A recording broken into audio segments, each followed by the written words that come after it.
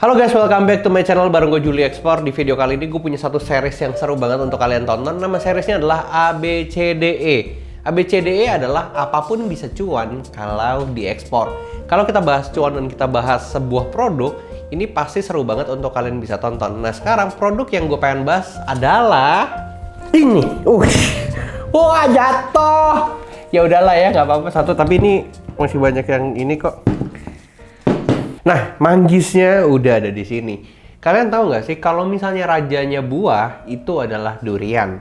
Tapi kalau ratunya buah itu adalah manggis. Dan kalian tahu nggak sih buah manggis ini menurut gue unik dan lucu karena gue baru tahu mungkin SMP awal kali ya, nyokap atau ibu gue bilang kita tahu isi buah manggis ini dilihat dari bawahnya. Jadi kalau misalnya bawahnya ada 6 titik gitu ya. Artinya di dalam buah ini ada isinya 6. Nah menarik banget, bahkan nyokap tuh pernah bilang yang langka, manggis yang langka itu adalah manggis yang bawahnya 3. Karena jarang banget manggis bawah 3, kalau cuman 4, 5, 6 itu gampang. Tapi kalau yang 3 tuh susah banget guys, dan itu langka. Nah sekarang gue pengen ngejelasin, atau gue pengen cerita sedikit tentang kejadian yang lucu dan akhirnya membawa gue untuk membuat sebuah konten ini. Di tahun 2019 awal mungkin ya, ketika gue masih punya perusahaan logistik, gue perusahaan Pinisip yang gue pernah bangun dan gue pernah cerita di video sebelumnya, ada beberapa klien gue itu mereka mau kirim manggis ke Dubai. Dan dia bilang, Pak Julio, saya butuh kiriman manggis ini cepat ke Dubai.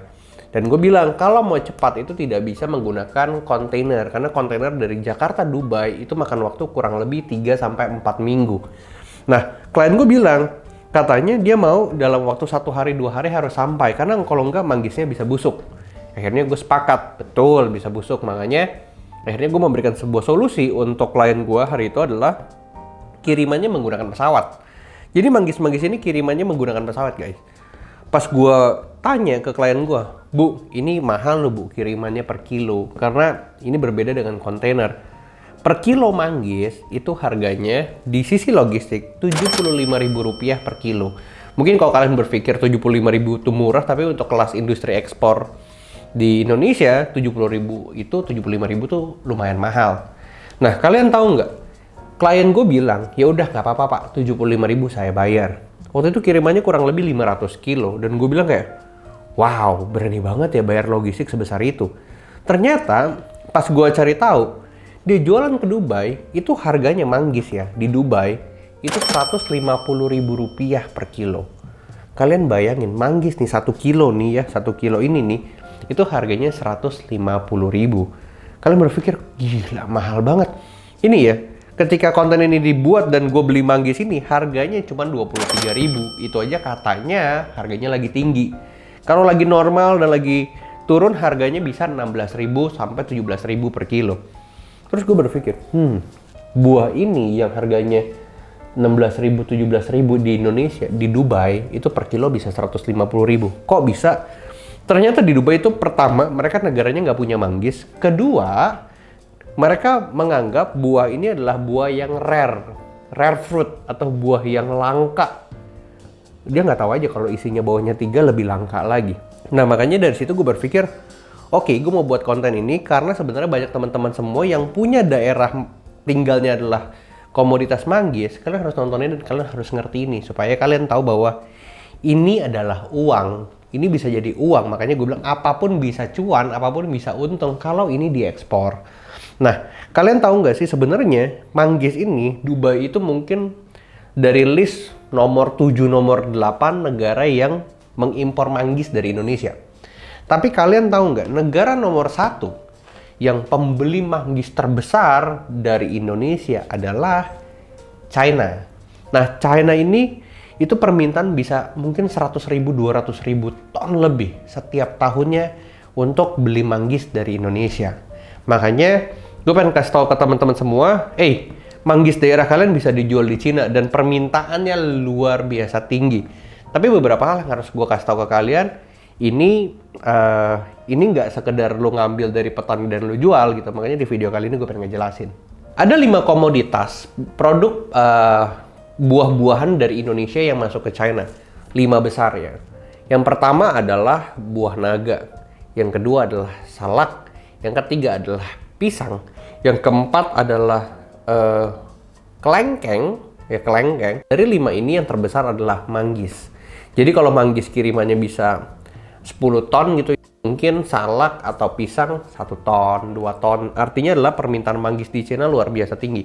Dan dengar-dengar beberapa bilangnya apa ya, suku kali ya di China, itu mereka kalau mau sembayang atau mereka mau berdoa atau mereka lagi acara adat atau tradisional mereka itu sembayangnya harus punya manggis. Jadi kalau nggak ada manggis, katanya sih belum sah gitu loh. Nah makanya manggis ini tuh punya cerita banyak sekali di China. Yang pertama itu dari acara ritual atau acara keagamaan. Yang kedua, ketika mereka beli manggis, banyak teman-teman gue di Cina, mereka kasih tahu bahwa pengimpor manggis atau perusahaan-perusahaan yang membeli manggis di Indonesia, dari Indonesia yang ada di Cina, mereka ini nggak cuma jual manggisnya atau mereka tidak mengolah buahnya, tapi mereka juga bisa mengolah kulitnya. Makanya dulu kalian pernah mungkin dengar iklan kayak apa, minuman dari ekstrak kulit manggis. Betul, karena dari buah, dari isinya, dari kulitnya, ini tuh punya manfaat yang baik banget untuk kesehatan tubuh. Ini katanya ya untuk menangkal antioksidan di dalam tubuh. Kalau kita sekarang dengan pandemi seperti ini, orang kan lagi berlomba-lomba untuk sehat. Manggis adalah salah satu buah incaran yang paling diminati di China.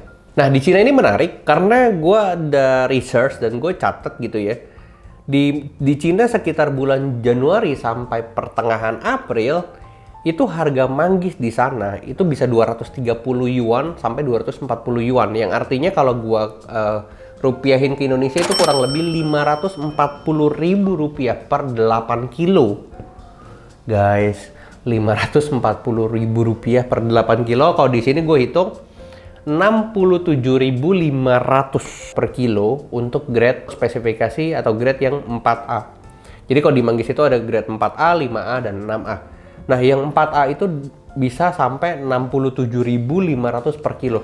Sekarang gue pengen kalian ngitung.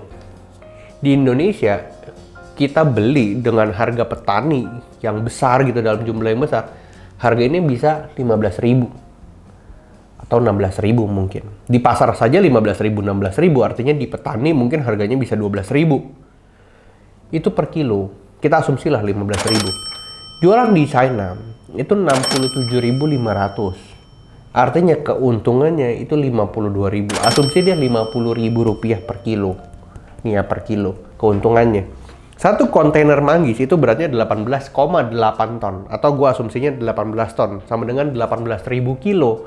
Kalian kali sendiri aja 50.000 rupiah dikali 18.000 kilo. Itulah keuntungan yang kalian dapat. Tapi sebenarnya memang kalau kita bicara keuntungan, siapa yang nggak ngiler? Tapi kan kalian harus tahu nih proses manggis ini tuh seperti apa. Jadi kalau gue cerita, manggis ini tuh nggak cuma kalian ngujuk-ngujuk ambil dari petani, kumpulin terus kalian masukin ke dalam kardus terus kalian jual. Itu nggak. Ada beberapa langkah yang kalian harus perhatikan sebelum kalian ekspor manggis. Yang pertama adalah pendataan. Jadi kalian harus ngedata dulu nih kebunnya, petaninya, berapa luas, terus panennya di bulan apa, manggis yang spesifikasi dan grade apa, ada di daerah mana. Kalian harus data, karena kalau kalian tidak data, percuma cuman sekedar ngambil manggis terus kalian jual, nggak bisa kayak gitu. Kalian harus punya data yang valid sebelum kalian mau ekspor. Yang kedua adalah pembinaan kelompok tani. Nah, pembinaan kelompok tani ini sebenarnya cukup menarik. Kalian harus ajarin gimana caranya dia nanam, gimana caranya mereka mengontrol kualitas buahnya, bagaimana mereka manen ketika panen raya itu datang, bagaimana mereka masukin ke dalam truk atau logistik sebelum dikirim ke packing house.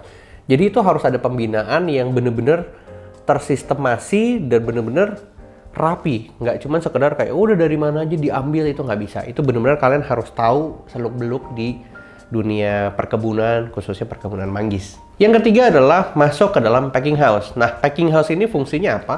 Fungsi dari packing house adalah ini untuk semua komoditas buah yang mau diekspor, ini untuk di packing, lebih tepatnya masukin ke dalam kardus, pembersihan, pensortiran, kualitas mana yang harus dibuang, kualitas mana yang jelek, mana yang ada kutunya, mana yang ada semutnya, itu harus dibuang. Nah, makanya masuk dalam packing house, itu juga penting. Yang keempat baru pendistribusian atau masuk ke dalam logistik. Jadi kalian telepon forwarder, nanti gue jelasin forwarder itu apa.